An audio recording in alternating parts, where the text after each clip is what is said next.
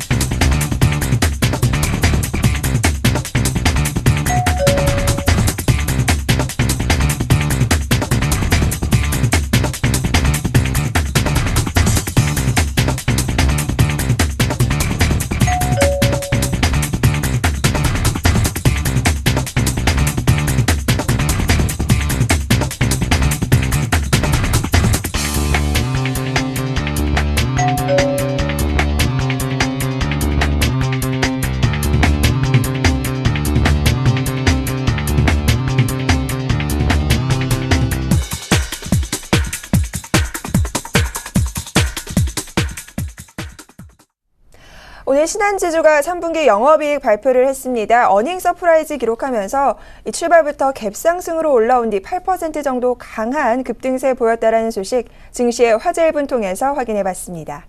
자, 이어서 오늘 막상막하 투맨쇼 함께 하실 두 분 소개해드려야 할 텐데요. 화면 통해서 만나보시죠. 수급은 시세를 속일 수 없다. 이관웅 멘토 나와주셨고요. 이어서 차트 분석을 통한 중단기 매매 타이밍 제시하시는 분입니다. 브레인 전문가님 오늘 함께합니다. 오늘은 이관웅 멘토님과 브레인 전문가님과 함께합니다. 안녕하십니까? 네, 안녕하십니까? 자, 먼저 시장 상황부터 분석해 볼 텐데요. 전반적인 글로벌 시장 분위기가 굉장히 좋습니다. 그에 따라 우리 시장도 조금 커플링되는 모습이죠. 오늘 흐름 굉장히 좋았는데요. 이관익 멘토님, 오늘 시장 상황 어떻게 보셨나요? 예, 오늘 시장 같은 경우는 미 증시 급등과 네. 그다음에 실적 발표가 마무리 국면에 접어들면서 일단 기술적 반등이 강하게 나타나는 그런 흐름이었습니다. 앞서서 우리 앵커님께서 즐거운 하루였다 이렇게 그 말씀을 하셨는데 사실상 트레이더들의 입장에서 보면은 그렇게 썩 즐거운 하루는 아니었습니다. 다만 대형주 쪽으로 최근에 매수를 하셨던 분들이나 또는 대형주 쪽으로 보유를 하고 계셨던 분들은 오늘 굉장히 즐거운 시장이었죠. 사실상 코스닥 쪽에 그러니까 단기 매매자분들 또는 데이 트레이더를 하시는 분들은, 데이 트레이더 매매를 하시는 분들은 사실 오늘 장은 상당히 어려운 장이었다 이렇게 보시면 되겠죠. 최근 들어가지고 코스닥 시장 같은 경우는 계속적으로 그런 흐름이 나타나고 있는데 지금 현재 미국 쪽의 시장이 오늘까지 이제 FOMC 회의가 있습니다. 오늘 FOMC 회의 마무리가 되면서 주목해야 될 부분이 FRB에서 양적 완화를 갖다가 이번 달에 조기 종료를 할 것이냐 아니면 연장을 할 것이냐 이 부분이 관건이거든요. 만약에 조기 종료를 한다면은 경기 자체가 살아나고 있고 좋아졌기 때문에 조기 종료를 한다 이렇게 볼 수가 있는데 장기적으로는 호재성 뉴스지만은 단기적으로는 단기적으로는 안 좋은 흐름이다 이렇게 보셔야 되고 만약에 연장을 한다 그러면은 시장의 반응이 굉장히 뜨겁게 활활 타오르는 그런 흐름이 나타나게 될 겁니다. 오늘 같은 경우에도 오늘도 기업 실적 발표가 있거든요. 그래서 오늘 기업 실적 발표와 그 다음에 이 부분, 그러니까 FOMC 회의 결과가 어떻게 나오느냐에 따라서 시장이 달라지는데요. 이 부분이 이제 우리 시장에 어떤 효과를 가져다 줄지 이 부분이 관건이 될 것 같습니다. 지난주 우리가 실적 부분에 대해서 이야기를 했었는데요. 아무래도 시장이 실적이 발표되는 마무리 국면이 되면은 거의 주가가 강하게 상승하는 그런 흐름이 나오지 않겠느냐라고 말씀을 드렸는데 오늘 시장이 그런 흐름을 보여줬습니다. 네, 시장 상승의 배경이 참 궁금합니다. 억눌려 있었던 랠리가 나오는 것인지 아니면 단순한 반등인 건지 이 부분도 좀 궁금하고요. 역시나 촉각은 FOMC 회의일까요? FOMC 회의에 따른 이제 시장 변화성은 이제 뚜껑을 열어봐야 알겠지만 네. 지금 우리 국내 시장만 놓고 봤을 때는 그런 방향들로 봤을 때는 지금 어차피 기술적으로 봤을 때도 바닥 부분에 와 있는 부분도 있고 그 회의 결과에 따른 움직임은 차후에 천천히 지켜봐야 된다라고 좀 생각을 하고 있고요. 네. 지금 우리 시장 전반적으로 봤을 때 오늘 시장은 이제 코스피 시장 같은 경우는 상승을 많이 했죠. 1.84%까지 상승하는 모습을 보여줬고요. 그 다음에 코스닥 시장 같은 경우는 오늘 약세 부분을 보여줬습니다. 근데 전에도 제가 이제 한번 말씀을 드렸듯이 우리 시장이 반등을 하기 위해서는 그동안에 빠졌던 종목들, 조선주들이라든지 그 다음에 정유주들, 그러한 종목군들이 오늘 시장에서 바닥권, 그러니까 시가총액이 높은 그러한 종목군들이 바닥을 받쳐줘야지만이 시장이 반등을 할 수가 있다라고 말씀을 드렸는데 오늘 그러한 현상들, 시장을 받쳐주는 모습들을 보여줬기 때문에 오늘 시장을 상승을 이끌지 않았나 생각을 하는데 문제는 그거예요. 앞으로 이 종목군들이 지속적인 상승이 가능할 것인지 아닌지 여부를 좀 판단을 해야 되는데 실적에 대한 부분들이 이미 노출이 됐기 때문에 그 악재는 소멸되었다라고 말씀드릴 수가 있겠고 그 악재 소멸에 대한 부분에 대한 거를 갖다가 이제는 이미 나왔으니까 악재는 나왔으니까 새로운 기대감으로 인해서 새로운 시작으로 인해서 주가 상승하는 데 견인을 좀 부추길 수 있지 않을까 생각을 하고 있고요.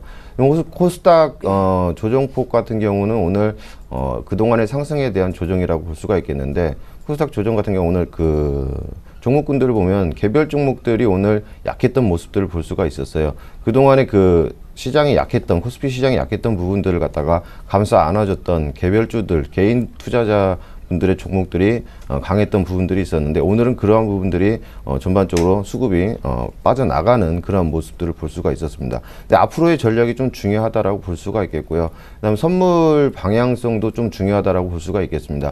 전에 한번 말씀드렸듯이 선물 차트 잠깐 보시면요. 제가 이제 일목균형지표상에서 9일 전환선이 돌려야 된다라고 말씀을 드렸었습니다. 그때가 최근 들어서 245자리를 갖다가 외국인들의 핸들링으로 인해서 쉽게 넘지 못하는 그런 모습들이었는데 오늘 장에서 아침에 딱 보니까 9일선이 정확하게 각도가 변환되는 모습을 볼 수가 있었습니다. 그래서 아침에 이제 강한 흐름을 보일 수가 있었는데 앞으로 이 추가적인 상승이 어디까지 이어질지 선물 차트로 봤을 때는 258자리까지 코스피 차트로 봤을 때는 약 2000선 부근까지도 열려 있다라고 볼 수가 있겠고요. 그때까지는 좀 투자자분들이 좀 안심을 하셔도 되지 않을까라고 생각을 하고 있습니다. 그렇다면 향후 이 흐름을 좀 기대해봐도 좋을까요? 네, 앞으로는 단기적으로는 조금 2000선까지는 좀 안전하게 반등할 수 있다라고 생각하고 있습니다. 네, 전반적인 오늘 시장 상황과 함께 전략도 살펴봤습니다. 자, 이어서 이슈 토크 배틀 시간이죠. 오늘은 어떤 이슈가 선정됐는지 화면 통해서 만나보시죠. 실적 부진으로 주가가 하락한 대형주들이 잇단 배당 확대 언급으로 투자자들을 달래고 있습니다. 금융투자업계는 유동성이 풍부한 다른 대형주들도 실적 발표 직후 배당 확대로 투자자들의 구미를 당길지 주목하고 있는데요. 특히 배당 확대를 언급한 종목들은 부진했던 주가가 반전의 기미를 보이고 있습니다. 그 중에서도 현대자동차와 기아자동차가 대표적이고 만도도 배당 증대 가능성을 내비치는 등 정부의 정책과 맞물려 대형주들의 배당에 대한 언급이 유난히 많아지고 있습니다. 전문가들은 연말 배당 시즌을 앞두고 그동안 중소형주와 코스닥 시장에 비해 상대적으로 부진한 움직임을 보였던 대형주 가운데 고배당주에 대한 관심을 높여가는 전략이 필요하다고 조언하고 있습니다. 실적 부진으로 고전을 면치 못하고 있는 대형주. 과연 그들의 잇단 배당 확대 언급이 주가 반전에 촉매제 역할을 할 수 있을까요? 잠시 후 스튜디오에서 이와 관련된 본격 토크 배틀이 시작됩니다. 네, 대형주 쪽에서 배당 확대와 관련된 언급들이 계속해서 나타나고 있습니다. 과연 주가 반전의 촉매제가 될 수 있을지 많은 분들 궁금하실 텐데요. 그래서 오늘은 이 부분 통해서 이슈 토크 배틀로 그 대답을 전해드리겠습니다. 자, 먼저 이관영 멘토님과 이야기 나눠볼 텐데요. 이처럼 기업들이 배당을 확대하겠다고 이야기가 나오는 배경과 이유는 어디서 찾을 수 있을까요? 예, 일단 결과적으로 말씀을 드린다면은 네. 올해 기업들 같은 경우는 상당히 그 투자 자체를 제한하고, 그 다음에, 그 돈을 많이 안 풀었어요. 그렇기 때문에 이런 부분들이 이제 배당 쪽으로 현금이 많이 쌓여 있는 상태이기 때문에 이제 배당 쪽으로 이제 고배당 정책 쪽으로 가는 게 아니냐 이렇게 판단할 수가 있는데요. 결과론적으로 본다면은 올해 기업 같은 경우 자금 투자를 해가지고 충분히 배당 정책에 대한 촉매제가 가능하다. 이렇게 봐야 되겠죠. 자, 그렇다면요. 반대로 브레인 전문가님께서는 어떻게 보고 계세요? 배당 확대에 관해서. 촉매제가 될 수 있을까요? 크게 봤을 때는 시장 전반적으로 놓고 봤을 때는 촉매제가 될 수 있다라고 볼 수가 있겠는데 네. 그 수혜가 과연 누구한테 이루어질 것인가가 좀 포커스를 맞춰야 될 것 같은데요. 네. 실질적으로 개인 투자자분들한테 그 포커스는 맞춰지지 않는다라고 실질적으로 외국인들이 우리 국내 자금을 갖다가 어떻게 보면 유출하는 그렇게 되는 현상이 발생을 할 수도 있다라고 말씀을 드릴 수가 있겠고요. 개인 주주보다 외국인 주주들의 혜택이 더 클 것으로 저는 바라보고 있습니다. 실질적으로 우리 개인들이 주식 투자하는 자금들이 그렇게 크지는 않잖아요. 근데 뭐 500만 원, 1000만 원 투자하시는 분들이 배당을 받기 위해서 투자한다라는 거는 좀 무리수가 있고요. 그 다음에 제가 봤을 땐 종합소득 1억 원 넘는 고소득층의 거의 95%, 그러니까 쉽게 말씀드려서 투자 금액을 크게 하시는 분들, 그런 분들이나 배당금을 받아갈 수가 있다라고 볼 수가 있겠고요. 실질적으로도 한 그런 분들의 95%가 그런 분들이 배당금을 거의 다 받아가는 그러한 모습을 볼 수가 있습니다. 또한 외국인들 투자자분들 같은 경우는, 외국 투자자분들 같은 경우는 시장에서 멀리 놓고 봤을 때 지금 당장 투자를 해놓고 멀리 놓고 봤을 때 어떻게 보면 그 자금이 유출이 된다, 빠져나간다라고 볼 수가 있기 때문에 좋은 면과 안 좋은 면이 서로 공존한다라고 말씀을 드릴 수가 있겠고요. 뭐 소위 말해서 이제 먹는 사람은 따로 있다, 못 먹는 사람은 따로 있다라고 말씀을 좀 드릴 수가 있겠습니다. 이 소액 투자자분들의 경우 배당 의미가 조금 부족하다, 의미가 없다라는 이야기 같은데요. 그렇죠, 그렇다면 배당에 관한 직접적인 수혜 이외에 수급적인 부분은 좀 좋아질 수 있는 여건이 형성되지 않을까요? 그렇죠. 아무래도 덩어리 그 큰 사이즈만 놓고 봤을 때, 코스피 시장 전체적인 사이즈만 놓고 봤을 때는 어찌됐든 간에 시장이 상승하는데 큰 도움이 됩니다. 큰 도움이 되는데 그 상승 여부가, 그러니까 배당을 주는 것도 한계가 있다라고 봐요. 기업이 사내 유보금을 갖다가 유지를 하는 거하고 유지 못하는 거하고 차이점이 뭐냐면 어떻게 봤을 때는 기업이 흔들릴 때가 있을 거 아닙니까? 그럴 네. 때 자기 자본금이 어느 정도 유지가 되고 있어야지 그 기업을 갖다가 위기가 닥쳤을 때도 살릴 수 있는 그런 뒷돈이 마련이 되는데, 받침돌이 되는데, 그런 부분들이 어떻게 보면은 배당으로 인해서 다 빠져나간다라면 외국인들 손으로 들어가게 될 거 아닙니까? 그러면은 우리 기업이 어떻게 큰 위기가 만약에 닥쳤을 때 그런 부분에서 좀 안 좋은 모습을 보일 수도 있다. 그렇게 양면성이 있다라고 좀 볼 수가 있겠습니다. 네. 자, 이번엔 이관웅 멘토님과 조금 더 이야기 나눠볼까 하는데요. 최근에 현대차가 흐름이 조금 좋았는데 배당 확대 언급한 이후에 주가가 좀 잘 가는 모습이었습니다. 이런 부분들은 어떻게 확인할 수 있을까요? 일단 지금 뭐 그 배당 정책 때문에 저 주가가 네. 뭐 잘 간 건 아니지만 그래도 이제 그 기술적 반등이 나오고 있는 모습인데, 이게 결코 배당 정책으로 인해 그 배당 정책을 갖다가 고배당 쪽으로 정책을 펼치면서 주가가 올라온다라고 생각하지는 않고요. 낙폭과대에 따른 반등, 그리고 시장 반등에 따른 반등이다, 이렇게 볼 수가 있겠죠. 사실 이 그 고배당 정책이라는 게 과거에는 이 배당 정책이라는 게 없었습니다. 그런데 외국인들이 우리나라에 들어오면서 왜 배당을 주지를 않느냐, 기업들한테 이제 항의를 한 거죠. 그러면서 이제 배당 정책이 펼쳐졌고, 그러면서 이제 회사가 실적이 나고 현금이 많이 확보가 되면은 그 배당을 갖다가 계속적으로 중간 배당이든 연말 배당이든 배당을 줄 수 있게끔 그 외국인 쪽이 상당히 많이 강압적으로 좀 푸시를 했습니다. 그러니까 지금 사실상 수혜를 놓고 본다라면은 개인들 같은 경우에는 10억 이상 투자하지 않으시는 분들은 사실 배당의 그 효과는 그다지 없다고 보셔야 될 것 같고요. 외국인들 같은 경우는 사실상 지금 대형주 쪽으로 매매 투자해가지고 매매 수익률은 그렇게 없습니다. 왜냐하면은 환율이 급등이 나오면서 또 환차손도 있었고, 이런 부분들 때문에 외국인들은 대형주 쪽에서는 계속적으로 또 하락을 했기 때문에 대형주 쪽에서는 전혀 수익이 없었거든요. 그렇기 때문에 외국인들 같은 경우는 배당을 노리는 그런 정책적인 그 전략적인 움직임을 가져다 줄 수 있고, 그 다음에 두 번째, 올해 기업들이 투자를 갖다가 상당히 많이 그 계획을 하고 있었던 건 사실이었습니다. 그런데 삼성전자부터 해가지고 삼성전자부터 해서 반도체 라인 쪽으로 해서 약 2조 가량의 투자를 하겠다라고 했었는데 오늘 그 투자가 아직까지 진행이 안 되고 있어요. 네. 그 다음에 세 번째로 보게 되면은 지금 실적 자체들이 그 기업들의 실적 자체는 상당히 미흡하거든요. 그 실적 자체가 미흡하다 보니까 기업들이 이 자금을 안 풉니다. 그러니까 투자도 안 하고 그 다음에 실적이 미흡할 것을 대비해 가지고 자금 자체를 안 풀죠. 그러니까 지금 우리나라에서 기업들이 이 자금을 가지고 현금을 가지고 안 풀기 시작한 지가 지금 한 2, 3년 정도 돼요. 그래서 그만큼 자금을 꽁꽁 놓고 있는 상태거든요. 기업의 자금들이 막 현금 흐름 자체가 굉장히 활발해야 이 경제 자체가 살아나는 그런 움직임이 나오는데 기업들이 돈을 안 풉니다. 그래서 이런 부분들이 결국에는 고배당 정책 쪽으로 흘러가게끔 만드는 그런 하나의 그 이슈로 만들어진 게 아닌가라는 생각이 들고요.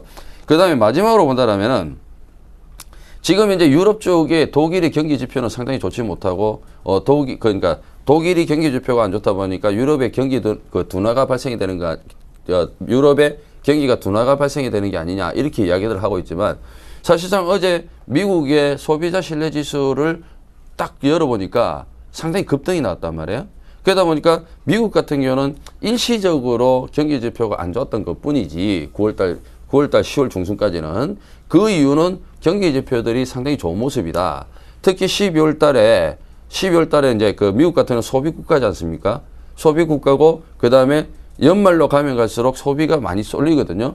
그렇기 때문에 더욱더 미국 같은 경기가 좋아질 수밖에 없죠. 그러니까 미국 경기 지표가 호전적이고 그 다음에 특히 지금 미국의 기업 실적 발표했던 회사들의 거의 S&P 500에 포함되어 있는 회사 중에서 80%가 대부분 다 실적이 다 좋았어요. 예상치보다. 그렇기 때문에 이런 부분들을 감안을 한다라면은 아무래도 우리나라 같은 경우에는 사실상 지금 실적 가지고는 어떻게 그 움직이기 힘드니까 그다음 고배당 정책을 쓰면서 외국인들의 수급을 유입하게끔 수급이 들어오게끔 만드는 그런 촉매제 역할을 하고 있는 게 하지 않을까 이렇게 생각이 듭니다.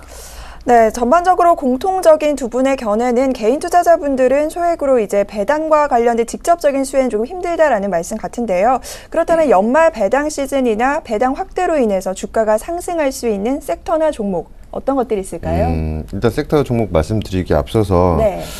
지금까지 우리나라 주식 시장을 외국인들이 바라봤을 때 좀 싸다라는 인식만 갖고 있었지 실질적인 투자는 거의 하지 않았다라고 볼 수가 있겠는데, 이번 만약 배당 정책이 이제 그렇게 확대가 된다라면은 이러한 인식을 좀 크게 변화시킬 수 있는 계기가 아닌가라고 생각을 할 수가 있겠고요. 그렇게 되다 보면은 이제 외형적으로도 커지게 되는 우리 시장이 되기 때문에 결과론적으로 봤을 때는 시장의 큰 부분만 놓고 봤을 때는 우리 시장 참 좋아질 것이다라고 말씀을 드릴 수가 있겠고요. 이제 섹터군 쪽으로 배당, 고배당 종목군들을 찾아야 되는데 좀 안타까운 거는 이런 종목들이 개인 투자자분들이 거의 없다라는 부분들이 좀 안타깝고요.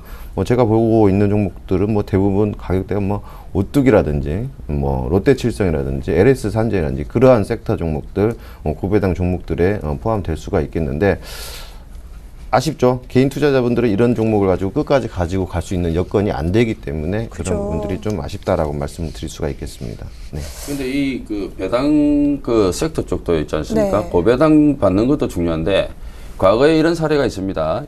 우리 시청자님들이 참고를 하셔야 될 게 뭐냐면은 2007년도에 S-오일이 고배당 정책을 펼쳤습니다. 그때 배당을 주당 18,000원을 줬어요. 2007년도에. 2007년도에 18,000원을 줬는데, 그 이후에 3년간 있지 않습니까? 3년 동안 주가 흐름이 굉장히 지지부진했습니다. 잠시 제가 차트를 한번 보여드리겠는데요. 네. 자, 월봉 차트를 한번 보여드릴게요. 월봉 차트를 잠시 보시게 되면은, 자, 2007년도 고배당을 펼쳤던 때가 여기입니다. 자, 여기거든요. 여기가 12월이에요. 2007년 12월입니다. 그런데 이때 배당락 이후부터 있지 않습니까? 주가가 지속적으로 해가지고 떨어지면서 2010년도까지 주가를 안 올려줍니다. 자, 여기까지.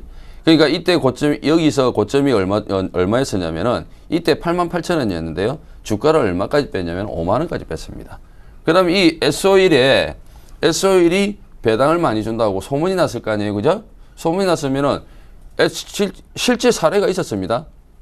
제가 아시는 분 중에 S-오일이 배당을 많이 준다는데 이걸 갖다가 사도 되겠느냐? 그래서 저는 사지 마세요. 배당락 끝나고 나면은 주가 다 빠집니다. 그러면 팔지도 못해요. 그렇게 이야기했었는데 실질적으로 제 말을 안 듣고 샀어요. 그 뒤에 있지 않습니까? 배당 해봐야 배당 꽂아 몇십만 원, 몇백만 원 이거 먹으려고 돈 들어갔다가 오히려 주가에서 손실을 봐가지고 크게 당한 게 있거든요.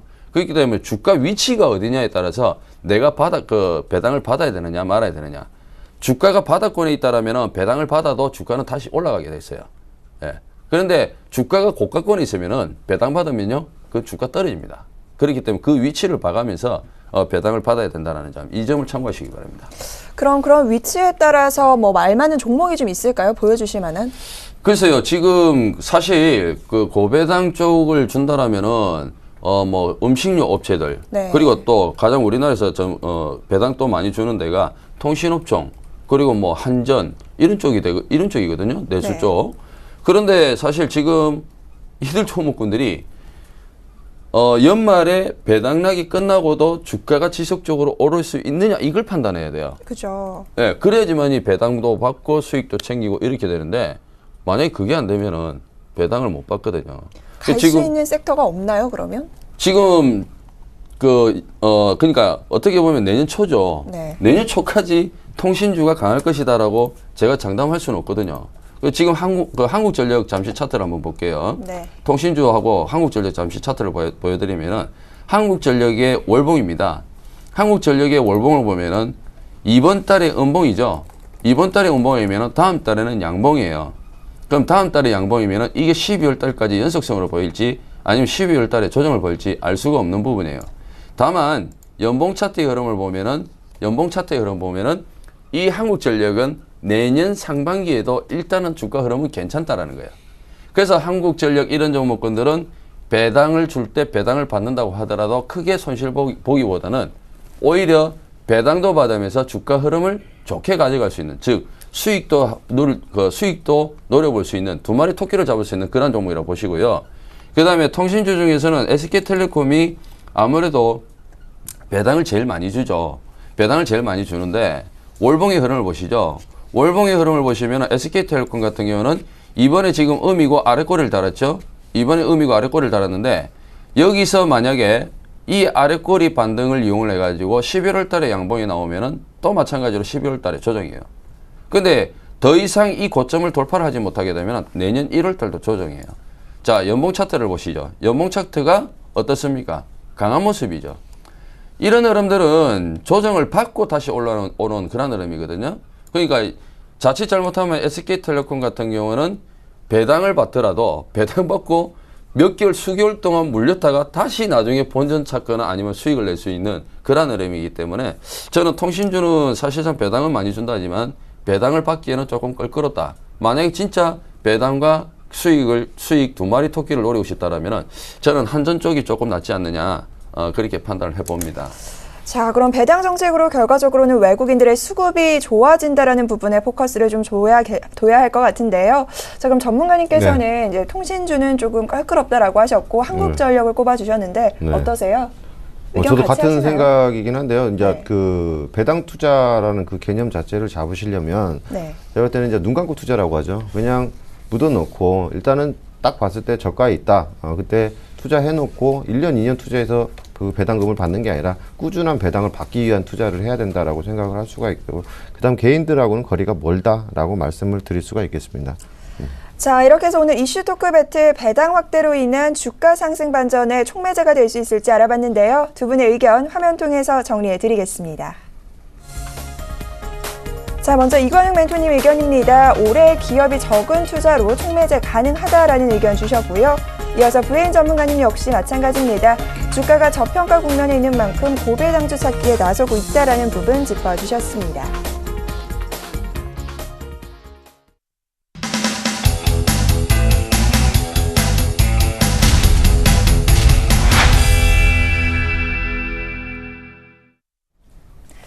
막상막하 투맨쇼 시즌2 오늘의 출연자 포트폴리오 수익률 확인해 보겠습니다. 먼저 이관웅 멘토의 포트입니다. 현재 포트에는 총 5종목 편입돼 있는데요. 그중 한국토지신탁을 포트폴리오 신규 종목 편입 준비로 내일장 시초가에 매도 의견 주셨으니까요. 내일장 전략 착오 없으시기 바라겠습니다. 자, 이번에는 브레인 전문가의 포트 확인합니다. 오늘장 농심이 4.75% 높은 상승률 보였습니다. 현재 포트에는 4%대로 수익률이 플러스 전환돼 있는 모습이고요. 전 종목 모두 보유 의견 주셨습니다. 이번에는 수익률 베스트 확인합니다. 먼저 정재훈 멘토의 한전산업이 24.6% 2위 자리 지키고 있고요. 3위는 포커네인 전문가의 유비벨록스가 16.8% 두 단계로 순위가 상승한 모습이네요. 이어서 4위와 5위에는 최명성 멘토와 최영동 전문가님이 새롭게 자리하고 있는데요.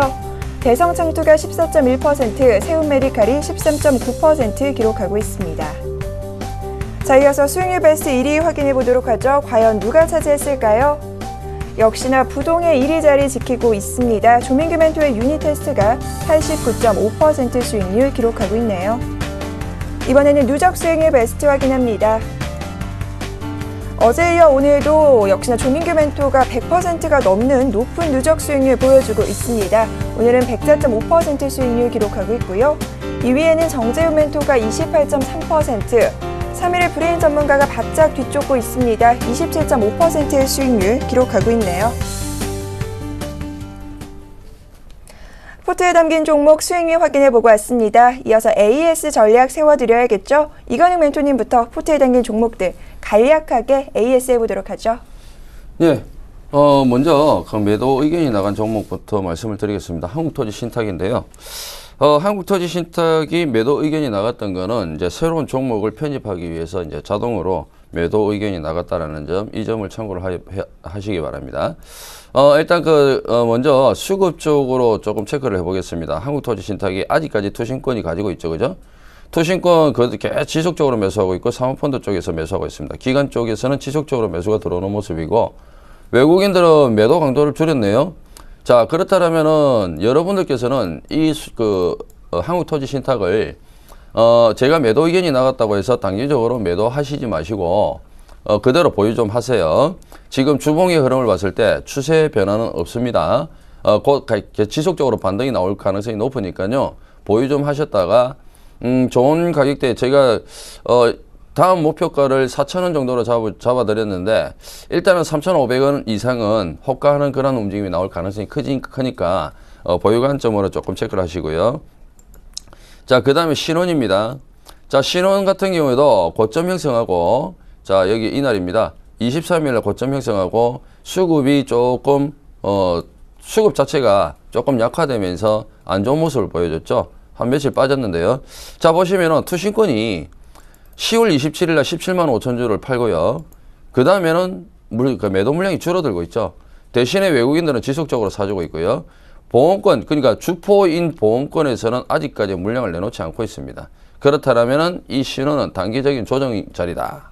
만약에 단기적인 조정 자리고 혹시나 만약에 관심을 가지고 계신 분들은 신호는 지금부터 매수 관점으로 체크를 해볼 수 있는 자리니까 이 점 참고를 하시면서 보시고 제가 보는 관점에서는 이 신혼이라는 종목이 다시 한 번 더 반등 시도를 하면서 자리를 잡는다라면 충분히 3,500원 이상을 호가하는 그런 움직임이 나온다.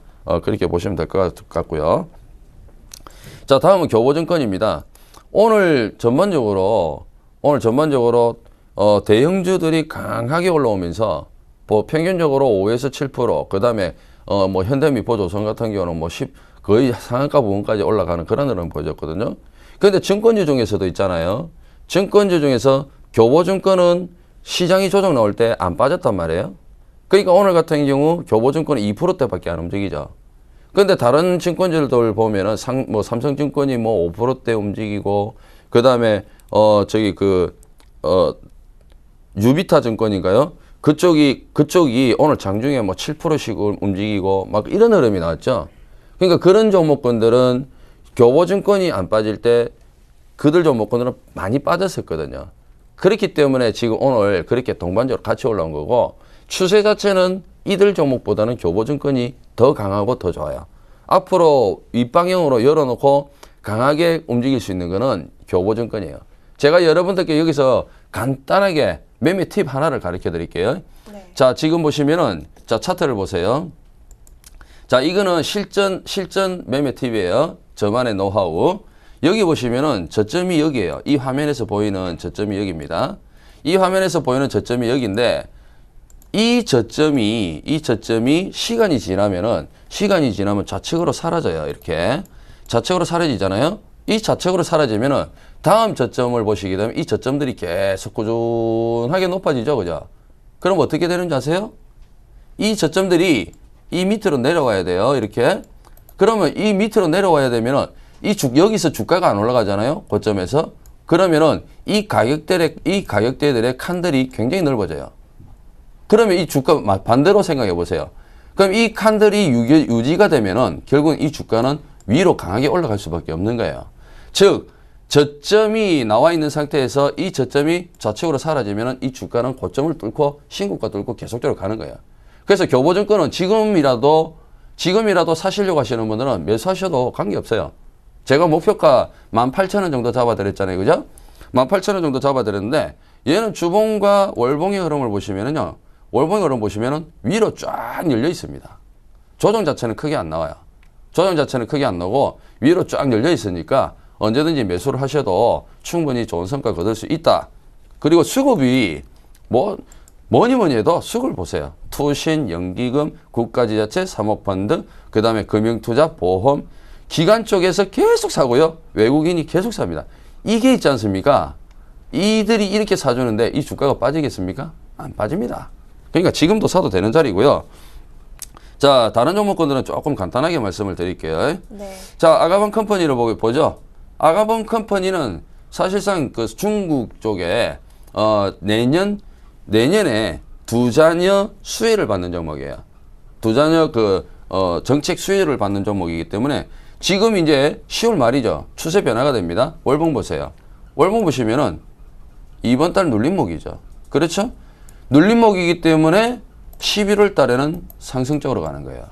자, 그렇기 때문에 지금 자리는 아가방이 손절이 나갈 뻔했죠. 올라가는 겁니다. 아셨죠? 여기서부터는 이제 서서히 자리 잡고 강하게 반등 시도 쪽으로 가는 거예요. 자, 그 다음에 가비아를 보죠. 가비아 같은 경우에도 이 종목은 SNS 관련주인데요. 가비아 같은 경우에도 지금 이제 장기 2평을 돌파 직전에 있죠. 자, 대신 120일선은 안착을 했는데 200일선은 돌파를 못했어요. 그러면 200일선만 돌파하면요. 200일선 돌파하면은 이제 시세가 나오죠. 자, 시세는 장기 2평 돌파로부터 그 다음에 정배열이 만들어지면은 정말 강한 시세의 흐름이 나오게 됩니다.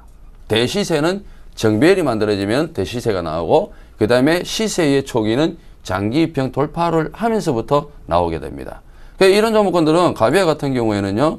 지금 현재 자리가 어떻게 보면은 월봉과 주봉의 변곡점을 만들어내는 자리라고 보시면 되거든요. 그래서 내일 정도 되면은 거래 바닥이 나왔기 때문에 내일 정도 되면은 제가 볼 때는 양봉이 나오는 그런 자리거든요. 그래서 오늘 여러분들께서 관심 있으신 분들은 내일쯤 매수 타이밍을 한번 잡아보시는 그러한 전략이 좋지 않느냐. 지금 저가가 5,540원이고 오늘 종가가 5,600원이죠. 5,600원 이하 쪽으로 사면 땡큐. 네. 그 다음에 뭐 5,600원 이상에서 움직인다라면 5,600원 기준으로 매수를 하셔도 크게 무리는 없을 것 같습니다. 자, 어떤 종목보다 교보증권 흐름이 기대가 되네요. 목표가 언제쯤 도달할 수 있을지 지켜보고요. 자, 이어서 브레인 전문가님 종목 살펴봐야 할 텐데요. 로만손 흐름 굉장히 좋았습니다. 한 18% 수익 보고 매도하셨죠? 네, 추가적으로 좀 더 상승했으면 좋았을 텐데 오늘 좀 과하게 올랐던 부분들 때문에 오늘 조정을 받았고 22,000원까지 목표가를 상향 조정을 했다가 익절가를 21,500원까지 맞춰놨습니다. 그래서 수익 실현을 했던 부분들을 볼 수가 있는데 지금도 추세는 아직 끝나지 않았다라고 말씀을 드릴 수가 있겠고요. 다시 이제 내일장에서부터 19,000원대를 유지한다라면 또 추가적인 눌림목 구간 이후에 상승이 가능할 것이다라고 보고 있습니다. 그래서 이런 종목들 같은 경우는 추세죠. 추세를 보고 추세에 대한 대응을 하면서 먹을 수가 있는 그러한 종목이기 때문에 뭐 앞으로도 뭐 이러한 종목들 계속해서 추천드려 보도록 노력을 하겠습니다. 수익 보신 분들 축하드리고요. 그다음에 다음으로 이제 좀 느리다라고 말씀을 드렸던 종목이었죠. 농심입니다. 그때 제가 처음 말씀드렸을 때 말씀 그대로죠. 느린데 대신에 한번 움직이기 시작하면 강한 움직임을 보일 것이다. 1파동, 2파동, 3파동에서 2파동 끝나고 3파동 자리가 나올 테니까 여러분들 기다리셨다가 천천히 가지고 계시면 금액이 크신 분들 같은 경우 이러한 종목군들로 비중을 실어서 매매를 할 수가 있기 때문에 이런 종목군들 꼭 하셔야 된다라고 말씀을 드렸던 부분들이 있습니다. 소액으로 투자하시는 분들은 물론 마찬가지지만 금액 자체를 비중을 갖다가 많이 투자해서 수익을 갖다가 안전하게 4% 5%를 먹는 게 중요한 거지 비중을 조금씩 투자해 가지고 뭐 20% 30% 드셔봤자 이러한 수익률 못 따라옵니다. 그렇기 때문에 이러한 종목들 비중 빵빵 실어서 계속해서 보유를 하시면서 가져가시면 될 것 같고요. 파동의 시작은 이제 3파동의 시작이 이제 시작이 됐다라고 말씀을 드릴 수가 있겠고요. 오늘 대형주 섹터들 움직이는데 얘는 농심 같은 경우는 내수 관련주였죠. 내수 관련주였는데도 불구하고 얘는 원래는 빠져야 됩니다. 하지만 대형주 섹터 같이 움직이면서 얘도 같이 움직였던 농심이었기 때문에 추가적으로도 계속 상승이 가능할 것이다 라고 보고 있고요. 다음 종목으로 이제 말씀드렸던 게 KT 서브마린이죠.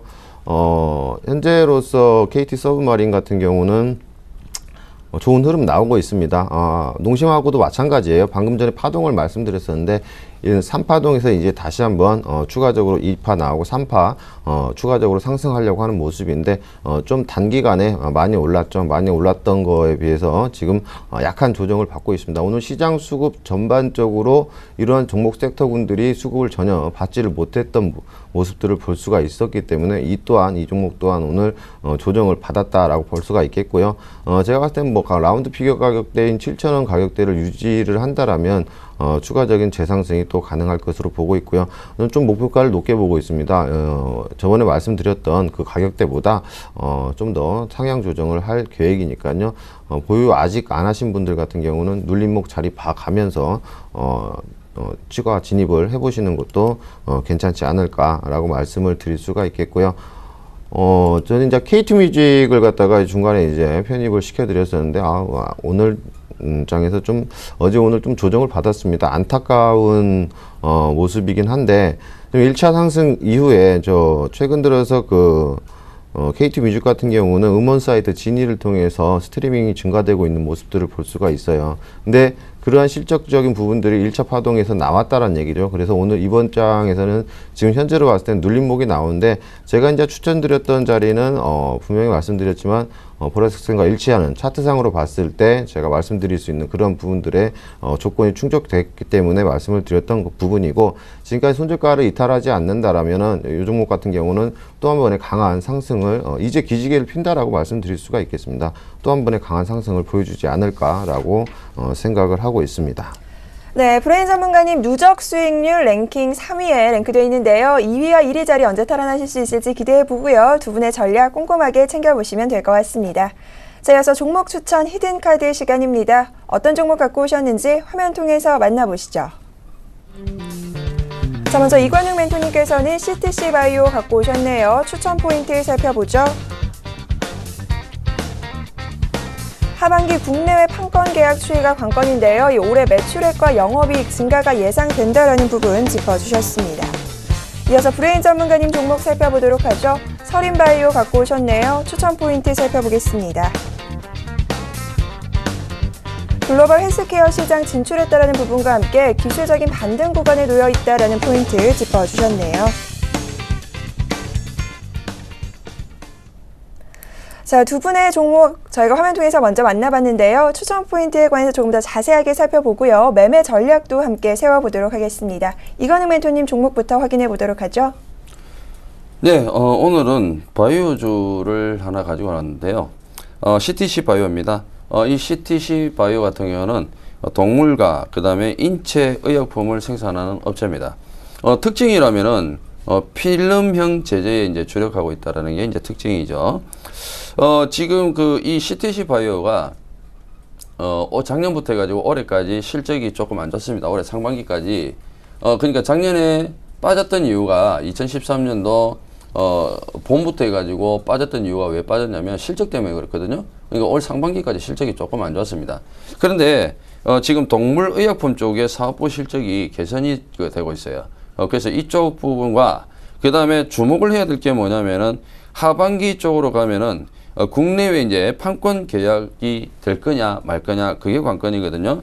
지금 이 부분이 뭐냐면은 조류 치료제입니다. 조류 치료제. 그러니까 발기부전 치료제인데요. 이게 이제 지금 우리나라뿐만이 아니라 전 세계적으로 비아그라와 시알리스, 시알리스 이 글로벌 시장 규모가 약 6조 원 정도 된다고 합니다. 약 6조 원 정도 되는데 이 시장에 과연 지금 발기부전 치료제가 뛰어들면서 결국 성장성을 성장성을 지속적으로 해 나갈 수 있느냐 그게 관건이거든요. 그래서 이게 이제 하반기 쪽에 계약이 이제 놓여져 있기 때문에 계약이 성사가 되면은 곧 판매가 되고 그 다음에 실적으로 바로 드러나게 됩니다. 올해 매출액과 영업이익을 보게 되면요, 매출액은 1,270억 원 예상을 하고 있고 전년 대비해 가지고 2.9% 상승 예상. 그다음에 영업이익은 30억 원 정도 예상을 하는데요. 전년 대비해 가지고 42.9% 정도 증가할 것으로 예상이 되고 있습니다. 이 CTC 바이오의 전략을 말씀을 드리면은 네. 먼저 수급 쪽으로 한번 보도록 할게요. 지금 아직까지는 수급 자체가 강한 것은 아니지만 최근에 투신권에서 접근하는 모습을 볼 수가 있고, 그 다음에 기타 금융과 기타 법인 이쪽에서 매수 접근을 하는 것을 볼 수가 있습니다. 그리고 또 금융투자 쪽에서도 접근을 하고 있고요. 연기금에서는 팔고 있지만, 연기금과 외국인은 팔고 있지만 투신권과 기타 금융, 기타 법인, 금융투자 이쪽을 주목하신다라면은 매매에 상당히 도움이 될 것 같고, 지금 이 CTC 바이오 같은 경우는 아래쪽으로, 자 여기서 보시게 되면은 지난 6월 달부터 해가지고 수급이 강력하게 한 번씩 들어오는 모습이 나타났습니다. 그리고 이번에 또 들어왔는데요. 자, 본격적으로 장기평 돌파를 했으니까 한번 매수 체크를 해보시는 게 좋을 것 같습니다. 자, 그래서 네. 매매 전략 살펴주셔야죠. 예, 매수가는 14,250원 기준으로 보시면 될 것 같고요. 목표가는 2만 원, 손절가는 13,500원 보시면 되겠습니다. 자, 이어서 브레인 전문가님 종목도 살펴봐야죠. 같은 바이오 쪽 갖고 오셨네요. 네, 오늘 뭐 우연히 그렇게 된 것 같습니다. 네. 일단은 서린바이오 같은 경우는 안티에이징, 쉽게 말해서 피부 관리, 노화 방지를 하기 위한 그런 회사의 한 종류고요. 그다음에 중국 등 뭐 헬스케어 관련 진출을 하고 있는 그런 회사입니다. 서린바이오하고 이제 서린메디케어라는 그 자회사가 있는데요. 그 자회사 같은 경우는 이제 미용 의료기기 사업 분야에서 성형외과 쪽이라든지 그런 쪽에서 이제 주요 매출이 나오고 있는 부분들을 볼 수가 있는데 그 자회사에서 눈에 띄게 매출이 크게 증가하고 있는 모습들을 볼 수가 있고요.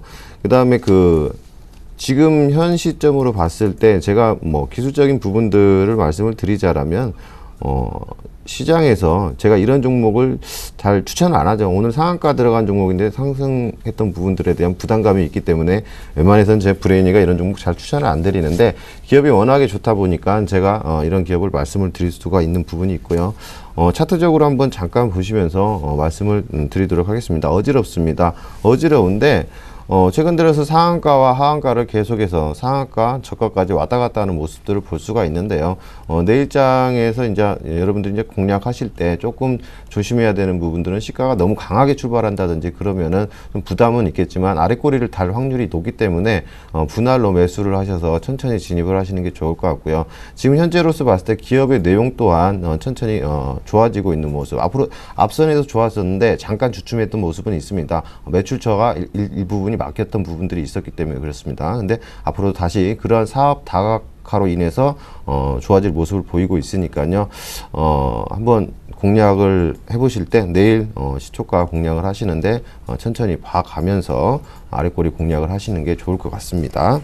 자, 이어서 매매 전략도 바로 살펴보도록 하죠. 네, 매매 전략을 이제 말씀드렸듯이 시초가 공략을 하시고요. 네. 그 다음에 이제 목표가 같은 경우는 12,000원인데 그 이상 갈 것 같습니다. 12,000원 잡고요. 손절가는 8,000원 잡도록 하겠습니다.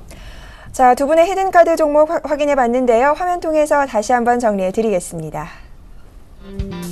이건우 멘토님은 CTC 바이오 갖고 오셨습니다. 하반기 계약 수익가 관건이고요. 올해 매출액과 영업이익이 증가했다라는 부분 짚어주셨네요. 매매 전략 살펴보도록 하죠. 매수가는 14,250원, 목표가는 2만원, 손절가는 13,500원입니다. 이어서 브레인 전문가님 종목입니다. 서린바이오 갖고 오셨는데요. 사업 포트폴리오로 다변화에 따른 실적 개선 기대감이 들어온다. 기술적으로 반등 구간에 놓여 있다라는 부분 짚어주셨습니다. 매매 전략 살펴보도록 하죠. 매수가는 시초가에서 공략해 보시면 되겠고요. 목표가는 12,000원, 손절가는 8,000원 제시하셨습니다.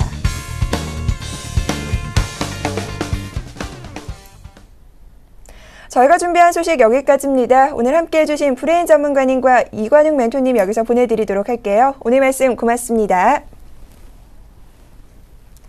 자, 오늘 투맨쇼 함께 하시면서 활력 충전 좀 되셨을까 모르겠네요. 주 중반 정도 흘러가고 있습니다. 남은 이틀도 파이팅 하시고요. 저희는 내일 이 시간 다시 찾아뵙겠습니다. 함께해 주셔서 고맙습니다.